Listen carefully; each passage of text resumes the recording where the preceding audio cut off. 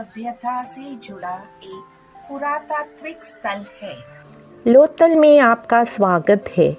यह प्राचीन हड़प्पा बंदरगाह नगर है जो कभी बोगावा नदी के तट पर समृद्ध था। बोगावा नदी साबरमती नदी की दक्षिणी सहायक नदी है जिसका प्रवाह मार्ग अब बदल चुका है। 1955 से 1962 के बीच प्रसिद्ध पुरातत्वविद डॉक्टर एस.आर. राव द्वारा की गई खुदाई में लोथल का अनावरण हुआ। यह नगर लगभग 2500 से 1900 ईसा पूर्व के काल का है और सिंधु घाटी सभ्यता की सबसे उल्लेखनीय गवाहियों में से एक माना जाता है। यह अद्भुत बस्ती 2 भागों में विभाजित थी, किला क्षेत्र और निचला नगर। दोनों को बाद से सुरक्षा प्रदान करने के लिए 13 मीटर मोटी मिट्टी की ईंटों की दीवार से घेरा गया था। किला क्षेत्र में राज परिवार और अभिजात वर्ग रहते थे जिनके घर ऊंचे मंचों पर बने हुए थे जिनमें पक्के स्नानघर, भूमिगत नालियां और निजी कुएं शामिल थे। निचले नगर में व्यापारी, कारीगर और आम नागरिक निवास करते थे। यही था इस चहल पहल भरे बंदरगाह नगर की धड़कन। लोथल की सबसे अद्भुत संरचना उसका बंदरगाह है जो प्राचीन समुद्री अभियंत्रिका की एक चमकता उदाहरण है। पक्की ईंटों से निर्मित यह बंदरगाह लगभग 214 मीटर लंबा और 36 मीटर चौड़ा था। इसे वैज्ञानिक सटीकता के साथ इस प्रकार बनाया गया था कि यह ज्वार भाटा के पानी के आवागमन को नियंत्रित कर सके, धाराओं का सामना कर सके और एक स्थिर जल स्तर बनाए रख सके। यह सब एक चतुर जल नियंत्रण यंत्र के माध्यम से संभव हुआ। दक्षिणी दीवार पर स्थित लकड़ी का फाटक पानी को नियंत्रित करता है जिससे ऊंचे ज्वार के समय जहाज अंदर प्रवेश कर सकते थे। यह जल प्रबंध की एक अद्भुत तकनीकी उपलब्धि थी जो आधुनिक घाट प्रणाली की पूर्व छाया मानी जाती है। प्राचीन वैदिक परंपरा में समुद्र यात्रा, जिसे समुद्रोल्लंघन कहा गया है, को अत्यंत निंदनीय माना गया है। बौद्धों धर्मसूत्र स्पष्ट रूप से कहता है कि समुद्र पार करने से व्यक्ति अपनी जाति और धार्मिक पवित्रता को देता है। मनुस्मृति तो इससे भी आगे बढ़कर यह बताती है कि जो व्यक्ति समुद्र यात्रा करता है वह वैदिक धर्म के अन्य गंभीर अपराधियों के समान दोषी है। लेकिन लोथल में हुई पुरातात्विक खोजें एक बिल्कुल भिन्न कथा कहती है। दूर प्रदेशों से, विशेष रूप से फारस की खाड़ी से प्राप्त मुद्राएं यहाँ से उत्खनित हुई है जो सिंधु घाटी सभ्यता और मेसोपोटामिया सहित अन्य क्षेत्रों के बीच एक समृद्ध समुद्री व्यापारिक नेटवर्क के अस्तित्व को उजागर करती है। तमिल संगम साहित्य, विशेष रूप से पतितपतु समुद्रों के अधिपति सेरन संगुटमन जैसे राजाओं की स्तुति करता है जिनके जहाज तूफानी लहरों को चीरते थे और जिनकी शक्ति समुद्री व्यापार मार्गों पर फैली हुई थी।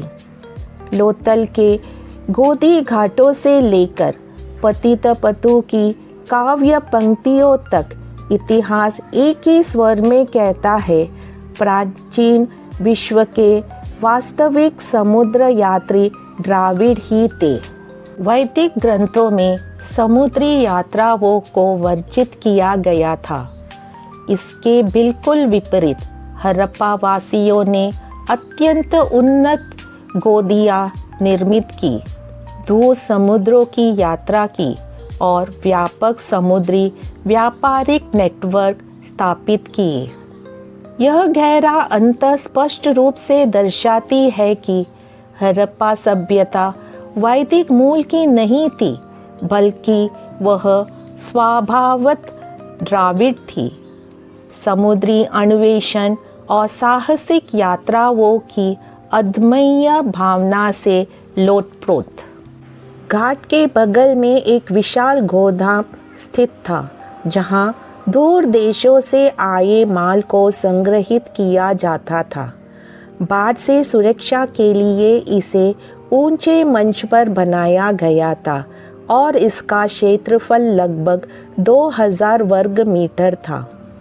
64 घनाघार ब्लॉकों पर लकड़ी की छतरियाँ टिकाई गई थी, जिनके नीचे माल संभवतः हाथीदांत, सिपिया, अर्ध बहुमूल्य रत्न और उत्तम सूती वस्त्र पश्चिम एशिया के दूर बंदरगाहों के लिए प्रेषण की प्रतीक्षा में रखा जाता था।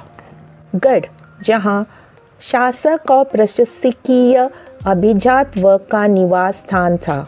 यहाँ ऊंचे मंचों पर बनी बड़ी ईंटों की हवेलियाँ थीं, जिनमें निजी कुएं, ढके हुए नाले और स्नानगृह मौजूद थे, जो सुनियोजित शहरी जीवन का स्पष्ट प्रमाण है।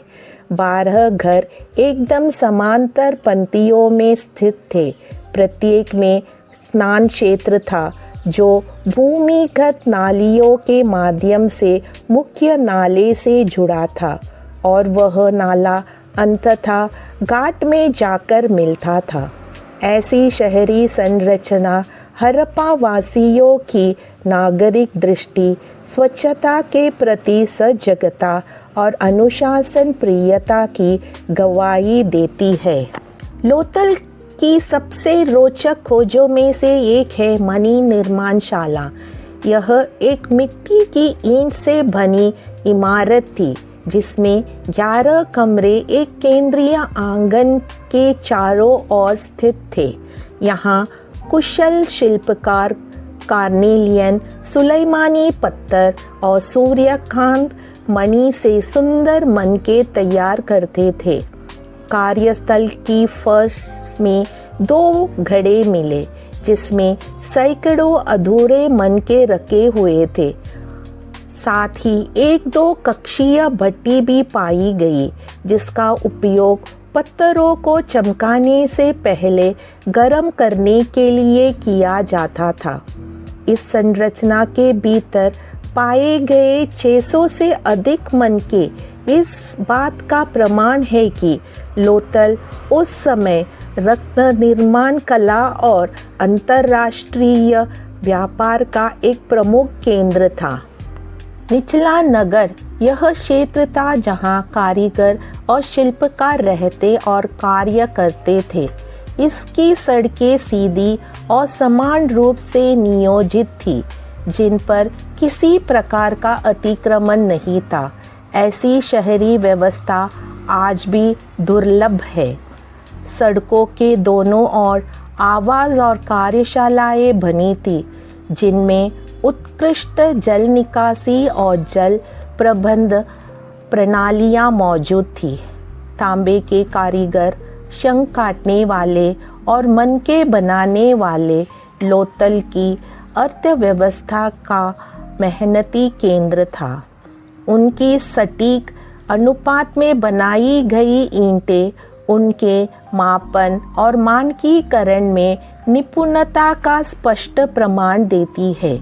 इसी प्रकार मापतौल के लिए उनके द्वारा उपयोग किए जाने वाले भाट भी अत्यंत सटीक थे। खुदाई में लोथल का कब्रिस्तान भी मिला है, जो उनकी सांस्कृतिक गहराइयों की झलक देता है। बाद के वैदिक लोगों की अग्नि संस्कार परंपरा के विपरीत लोतल के हरप्पावासी अपने मृतकों को मिट्टी की ईंटों से बनी कब्रों में दफनाते थे। कुछ कब्रों में 2 कंकाल, एक पुरुष और एक महिला, एक साथ पाए गए थे, जो मृत्यु के बाद भी उनके मिलन का प्रतीक है। यह दफनाने की परंपरा इस विचार का समर्थन करती है कि हरप्पावासी द्राविड़ सांस्कृतिक निरंतरता का हिस्सा था। 5 द्राविड़ क्षेत्रों में गुजरात और महाराष्ट्र शामिल है। भाषाई दृष्टिकोण से पंजाबी, राजस्थानी, सिंधी, गुजराती और मराठी सभी तोलकाप्पिय द्वारा स्थापित व्याकरणिक परंपरा को प्रतिबिंबित करती है। Baba Saheb doctor B.R. अम्बेडकर ने उल्लेख किया है कि आर्यों के आगमन से पहले तमिल संपूर्ण भारतीय उप महाद्वीप में बोली जाने वाली सामान्य भाषा थी। डॉक्टर अम्बेडकर के इस दृष्टिकोण का समर्थन करते हुए साहित्य अकादमी पुरस्कार विजेता लेखक और अभियंता श्री विश्वनाथ कैरे ने अपनी 3 पुस्तकों के माध्यम से यह प्रमाणित किया है कि लगभग 2500 वर्ष पूर्व महाराष्ट्र क्षेत्र में तमिल भाषा और संस्कृति समृद्ध रूप से विकसित थी। Doctor S.R. राव ने उल्लेख किया है कि लोतल 5 बड़े बाढ़ों से पूरी तरह नष्ट हो गया था। इन विनाशकारी जल प्रलयों के बाद वहां के निवासी सुरक्षित स्थलों की खोज में दक्षिण दिशा की ओर पलायन कर गए। यह विवरण तमिल संगम साहित्य में वर्णित कडलकोल अर्थात महाजल प्रलय की अवधारणा से गहराई से मेल खाता है। संगम कविताएं ऐसे भू परिदृश्यों का सजीव वर्णन करती है जो शेरों, हड्डियां खाने वाले ऊंटों और व्हेल शार्कों जैसे जीवों से भरे हुए थे।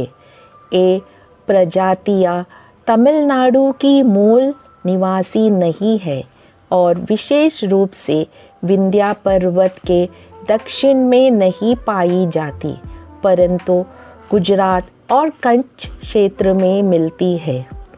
संगम इतिहास में वर्णित इन प्राकृतिक समानताएं और उत्तर पश्चिम भारत की परिस्थिति के बीच की यह संगति हड़प्पा सभ्यता और प्राचीन तमिलगम के बीच गहरे ऐतिहासिक और सांस्कृतिक संबंधों की ओर संकेत करती है। चिन्नमन्नूर के अभिलेखों और संगम कविताओं में तमिल स्त्रियों के सफ़ेद शंख की चूड़ियाँ पहनने का उल्लेख है।